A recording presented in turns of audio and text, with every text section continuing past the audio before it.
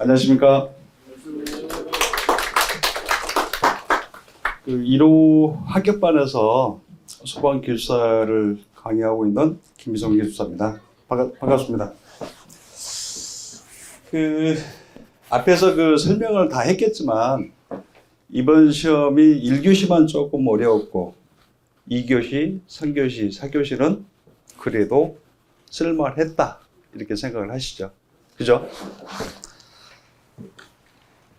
그래서 그래도 4교시에 나와 있는 문제가 6문제가 있는데 어떤 문제가 나왔는지 한번 볼게요. 첫 번째는 쓰레기통에서 하염 높이를 이제 계산하는 문제가 나왔어요. 그래서 여기서 조금 논란이 되고 있는 문제가 뭐냐면 쓰레기통 하재에서의 연소 속도가 나왔고 그 다음에 연소율 나왔고, 그렇지만 이제 문제는 뭐냐면 휘발을 뿌렸을 때 이 최대 연소 속도하고 쓰레기통과 쓰레기 포함해서 연소율을 줬거든요. 여기서 이 계산 문제가 쉬운 것 같은데 함정이 좀 있더라고요. 좀 풀이하면서 좀 볼게요. 두 번째 문제는 플램 댐퍼의 성능 인증 및 제품 검사. 이번 시험이 성능 인증 및 제품 검사가 참 문제가 많이 나왔던 것 같아요. 그래서 대부분 플랩 댐퍼하고 구조 재질을 이런 기출 문제에 나왔었거든요, 옛날에도. 근데 이것도 좀 정확도를 높여야지 좋은 점수를 받지 않을까 그렇게 생각합니다. 그 다음에 세 번째 문제가 배관의 동파를 방지하기 위해서 보온제 말씀하셨어요. 저도 강의를 하면서 겨울이니까 배관의 동파 문제는 좀 보고 가라 그랬는데 이 표준시방소를 쓰라는 거예요. 이거 쓸 수 있어요? 못 쓰죠. 근데 이게 보니까 옛날에 청라지구 있죠. 화재 발생했을 때 뭐가 문제였을 것 같아요? 예? 보온제가 탔어요. 그래서 화재가 급격히 확대가 됐거든요. 그 문제도 있었고요. 그 다음에 그래서 배관에 대한 대부분의 보온제가 유기질이거든요. 유리섬유라든가 압력 같은 거 쓰면 돈도 비싸고, 금액이 많이 들어가요. 시공도 불편하고. 근데 이게 논란이 좀 있다 보니까 표준시방서 내용을 쓰라고 하니까 이거 솔직히 못 써요. 저도 못 써요. 그래서 이런 문제가 좀 나왔던 것 같고. 그 다음에 네 번째 문제가 이제 건피방에 있는 연소 우려 부분하고, 그 다음에 소방법에 있는 건축물의 구조, 그리고 연소 우려가 있는 하재 안전 기준을 쓰라고 했어요. 이거 솔직히 이건 기본 문제로 많이 언급이 됐었어요. 썼을 것 같아요. 그 다음에 이제 다섯 번째가 이것도 이제 특정 소방 대상물에서 포함된 게 뭐예요?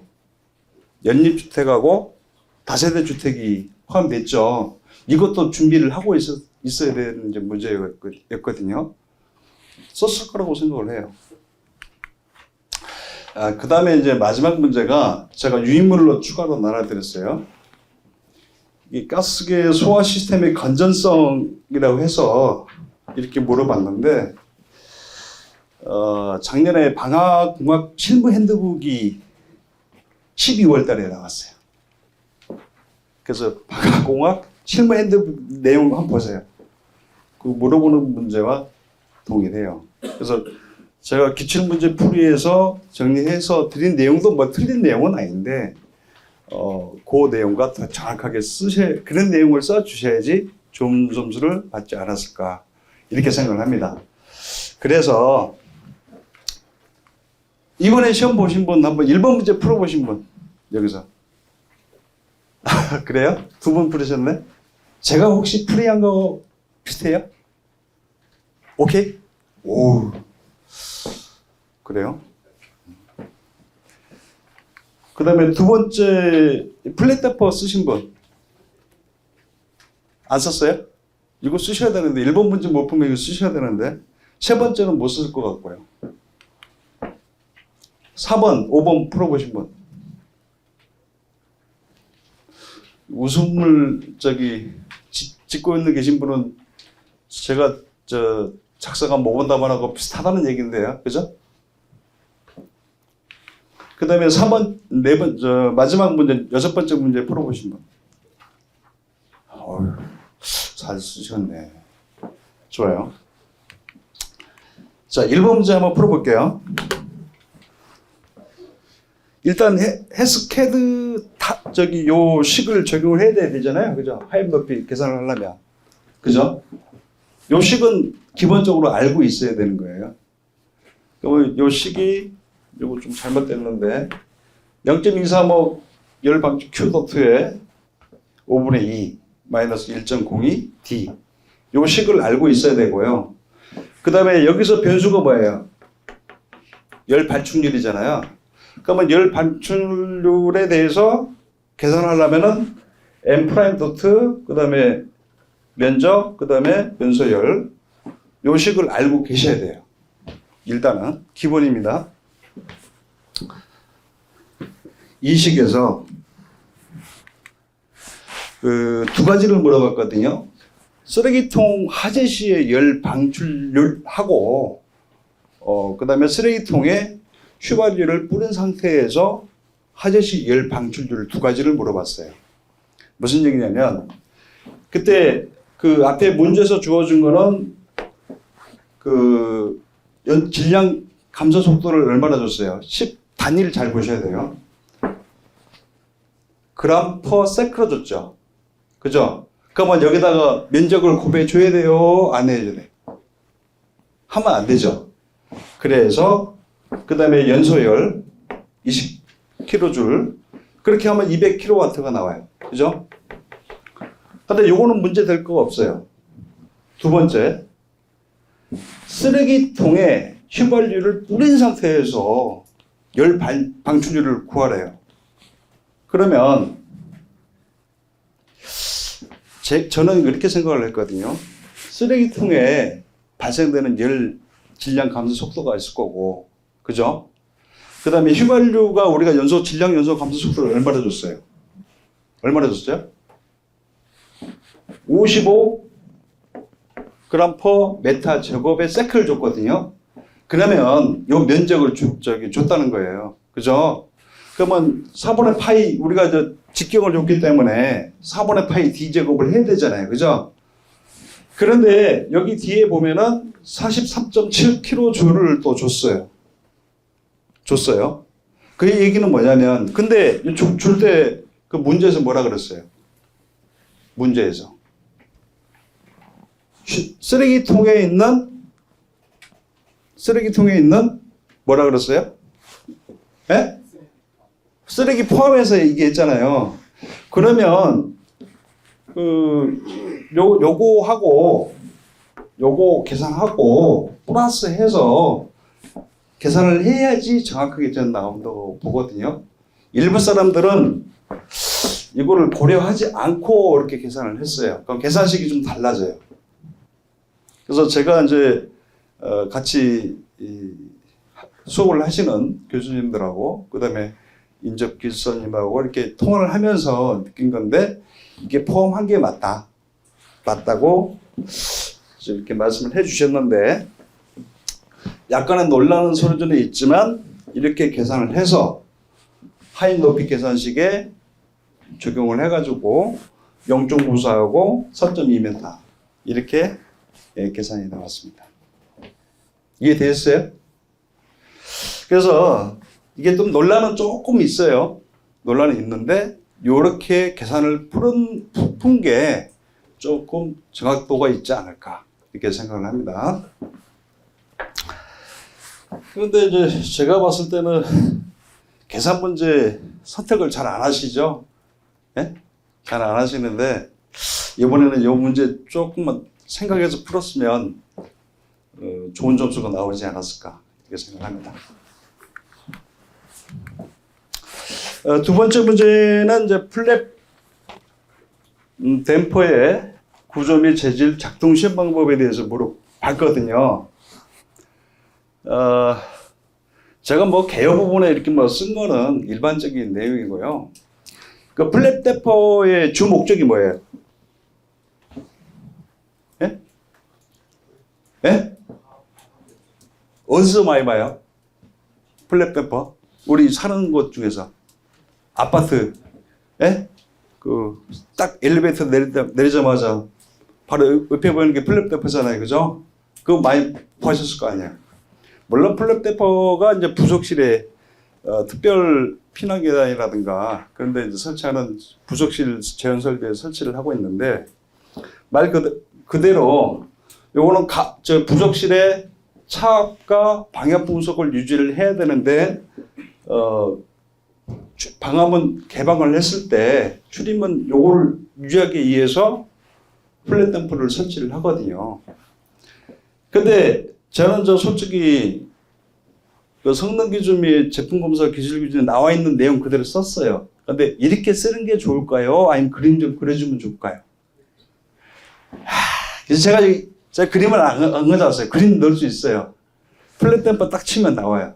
그런데 제가 그림을 안 그렸지만 그 수험생 내가 쓰는 사람들은 플랫 댐퍼가 어떻게 그래요? 쉬워요, 그죠? 어떻게? 통상 이렇게 그리죠. 요거는 옆에서 받는 거. 앞에서 봤을 때는 여기 이제 뭐 버튼 좀 있고 이게 뭐예요? 예? 날개. 이게 뭐 다른 말로 하면 또 블레이드라도 많은 편한 사람이 있고. 그래서 이런 그림을 좀 그려주면서 이게 뭐다, 이게 뭐다 이렇게 써주는 게 좋아요. 그죠? 그러니까 글씨만 쓰면 솔직히 안 보이잖아요. 쓸 것도 없고. 그 다음에 재질. 이것도 뭐 이거 우리가 많이 알고 있는 사항이에요. 재질 이렇게 쓰면 돼요. 그 다음에 플랫 댐퍼 작동 시험 방법에 대해서 쓰래요. 근데 이게 딱 이 내용, 솔직히 딱 여기까지 쓰면 쓸 내용이 없어요. 이게 25점짜리 쓸 내용인가요? 그럼 어떤 내용을 써야 돼요? 예? 어떤 내용을 써야 될까? 이렇게 쓰면은 한 페이지 반 정도, 그죠? 25점짜리 최소 2페이지는 써야 되는데. 그러면은 우리가 좀 생각을 해야 돼요. 이분이 정확하게 물어보는 거에 대해서 쓰시고 플랫 댐퍼 가압이 발생했을 때 어떤 문제점, 반향성도 써줘야 돼요. 아니 물론 제가 그 모범답안이라고 해놨어 그 다음에 뭐 성능 시험, 배출력 시험 이런 시험 딱 써놨는데 이런 거보다도 정확하게 물어본 거 써주고, 그 다음에 뭘 써줘야 된다? 가압이 발생했을 때 어떤 문제점, 어떤 방식이 있는지. 그러면은 실질적으로 우리가 중요한 거는 뭘 써야 돼요? 뭐 플랫 댐퍼 문제점 많잖아요. 그 다음 자동 차압 조절 댐퍼, 그 다음에 복합 댐퍼, 임포터 제어. 그런 거 많잖아. 그런 것도 써주셔야 된다고. 그 대부분은 이렇게만 쓰시면, 뭐 정확하게 쓰셨다 그러면 45점. 근데 그런 내용까지 좀 쓰시면 기술사적인 답안이 나오는 거예요. 그러니까 우리가 대부분 좀 착각을 하시는 게 뭐냐면, 기술사는 어떤 물어보는 거 정확하게 쓰시고, 그 다음에 나의 생각을 기술을 해줄 수 있는 능력을 갖추셔야 돼요. 그렇죠? 이 문제가 그래요. 세 번째 보온재 구비 조건은요. 여기까지는 쓰겠어. 개요하고 보온재 구비 조건까지는 그냥 쓰겠어. 그죠? 내용 보시면 알겠고요. 그 다음에 솔직히 여기부터 시작해서 제가 정확하게 이 KCS 312005 들어가서 찾은 자료거든요. 이 안에 이렇게 쓰라고 돼 있어요. 하자 안전 성능하고 그 다음에 보온재 가스 유해성 기준. 근데 이거 내가 관심 안 가지면 못 써요. 못 써요. 그러니까 이 문제는 선택을 해야 된다, 말아야 된다? 에? 에? 뭐라고요? 아니, 안 들려요. 선택하면 안 돼요. 안 돼요. 그렇지만 내가 다른 거 다 못 쓰겠어. 그러면 어떻게 쓰셔야 돼? 어떻게 쓰셔야 돼? 저는 이제 그런 게 제가 강점이거든요. 소설을 좀 잘 써요. 그래서 몰랐을 때 어떻게 쓰는 기술이 있는지 그런 것들은 제가 이제 수업 시간에 많이 가르쳐 주거든요. 그래서 그런 것들은 있고요. 그러니까 이런 문제는 모르면 넘어가야 돼. 좋은 점수 못 받아요. 그 다음에 네 번째 문제 같은 경우는 연소 우려 부분하고 건축물 구조 개구고 이렇게 물어봤어요. 이거 옛날 이제 많이 돌았어요. 학원 사이에서. 이거 비교해서 나올 거라고. 그래서 요거는 유인물에 나와 있는 요 그림만 정확하게 우리가 또 그리고 중요한 거는 글씨로 외워지면은 안 외워지더라고. 이해하시죠? 요 그림만 하나만 딱 정리를 해놓고 여기서 풀어 쓰는 연습도 필요해요. 이게 중요해요. 두 번째, 연소 우려가 있는 건축물의 구조. 마찬가지. 요 그림을 그려놓고 내가 이렇게 풀어 쓰는 연습을 하셔야지 요걸 쓰고 요걸 하겠다. 안 돼요.